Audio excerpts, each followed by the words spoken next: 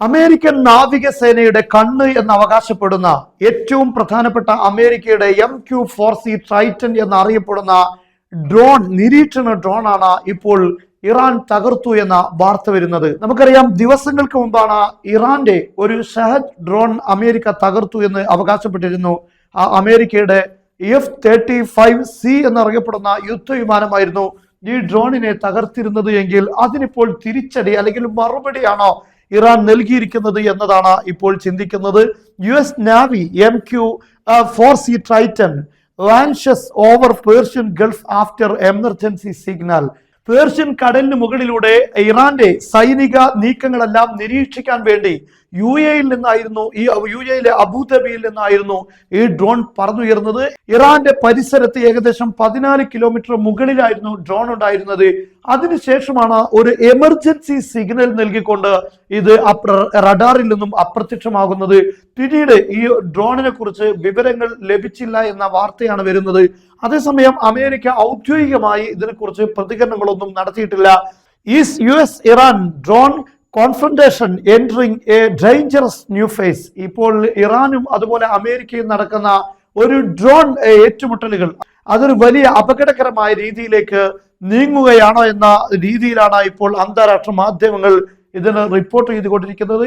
ഇത് ഇറാൻ തകർത്തതാകാനുള്ള സാധ്യതകൾ വളരെ കൂടുതലുണ്ട്. കാരണം 2019 ഇതിന് സമാനമായ ഒരു ഡ്രോൺ പേർഷ്യൻ കടലിന് മുകളിൽ ഇറാൻ തകർത്തിട്ടുണ്ടായിരുന്നു. ഇറാന്റെ വ്യോമ മേഖലകൾ ഭേദിച്ചു എന്ന കാരണം പറഞ്ഞുകൊണ്ടാണ് ഇറാന്റെ പ്രതിരോധ സംവിധാനങ്ങൾ ഉപയോഗിച്ച് അതിനെ തകർത്തത്.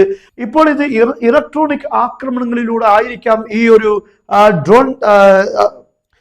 ഡ്രോൺ തകർത്തത്, അല്ലെങ്കിൽ അതിന്റെ ലക്ഷ്യം തിരിച്ചുവിട്ടത്, അല്ലെങ്കിൽ ഡ്രോണിൽ നിന്ന് റഡാറിൽ നിന്ന് അപ്രത്യക്ഷമായത് എന്ന രൂപത്തിലുള്ള വിലയിരുത്തലാണ്. നമുക്കറിയാം, ഇപ്പോൾ പേർഷ്യൻ കടലിൽ ഇറാന്റെ ശക്തമായ മിലിറ്ററി ഡ്രിൽ, അവരുടെ സൈനികാഭ്യാസം നടന്നുകൊണ്ടിരിക്കുകയാണ്.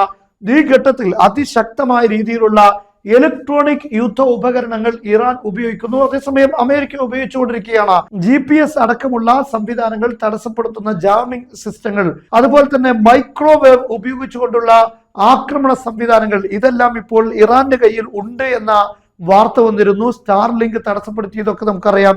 ഇങ്ങനെയുള്ള പല രീതിയിലുള്ള ഇലക്ട്രോണിക് യുദ്ധ മുറകൾ ഇപ്പോൾ ഇറാൻ സ്വീകരിച്ചു വരുന്നു. ഇതിന്റെ ഭാഗമായി തന്നെയാണോ അമേരിക്കയുടെ വളരെ പ്രധാനപ്പെട്ട MQ-4C ട്രൈറ്റൻ എന്നറിയപ്പെടുന്ന ഡ്രോൺ അപ്രത്യക്ഷമാകാനുള്ള കാരണമെന്നത് ഇപ്പോൾ വലിയ ചർച്ചയാണ് അന്താരാഷ്ട്ര തലങ്ങളിൽ. അതേസമയം ഇതിന്റെ ഒരു സാഹചര്യം വളരെ പ്രധാനപ്പെട്ടതാണ്. അമേരിക്കൻ പ്രസിഡന്റ് ഡൊണാൾഡ് ട്രംപ് 48 മണിക്കൂറിനുള്ളിൽ ഇറാനെതിരെ ആക്രമണം ഉണ്ടാകുമെന്ന് തുടങ്ങിയിട്ടുള്ള ഭീഷണികൾ മുഴക്കിയ ഈ ഘട്ടത്തിൽ വളരെ പ്രധാനപ്പെട്ട ഒരു സമയത്താണ് ഈ ഡ്രോൺ ഇറാന്റെ മുകളിൽ എത്തുന്നത്. കാരണം ഇറാന്റെ നാവിക അതുപോലെ തന്നെ കര വ്യോമ സേനകളുടെയൊക്കെ നീക്കങ്ങൾ നിരീക്ഷിക്കുക എന്നതാണ് ഇതിന്റെ പ്രധാനപ്പെട്ട ദൗത്യം.